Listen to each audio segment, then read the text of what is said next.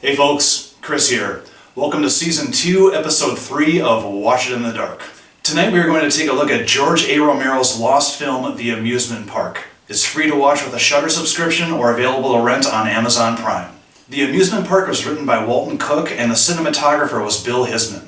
Hisman would actually work with Romero on a couple of other films, including The Crazies and the 1974 documentary O.J., The Juice is on the Loose. It follows O.J. through his last years of college and into his couple first years of his NFL season with the Buffalo Bills. I had no idea that Romero was behind this until I started researching this film.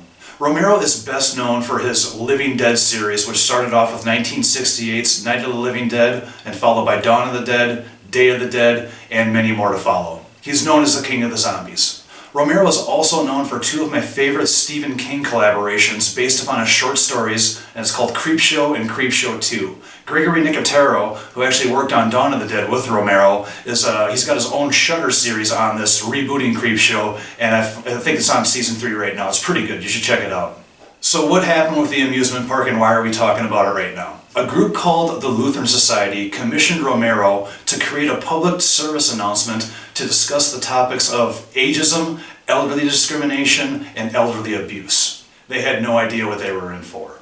When Romero presented the Lutheran Society a rough cut of the film, they were so appalled by the surrealism and metaphorical horror that they refused to release the film. While a few prints did sneak out of Romero's hands for a couple of screenings across the country, for the most part it was forgotten about until 2017, which happens to be the year that Romero actually died. But fortunately for us, his estate allowed for the release of the amusement park, and here we are today. So here's just a quick premise of the amusement park.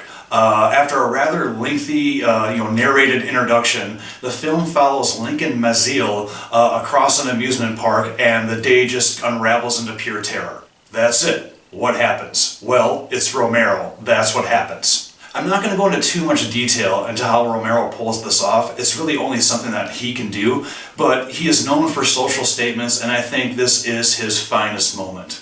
Just like how Romero used the Living Dead series to take jabs at capitalism, racism, and the military-industrial complex, he uses every sideshow attraction, every ride, and even the attendees at the amusement park to tackle the topic of ageism. Every element of this film is a statement on neglect, abandonment, and abuse, and it's truly terrifying. The atmosphere of the film is surprisingly claustrophobic, even though it was shot outside at a real theme park just outside of Westview, Pennsylvania.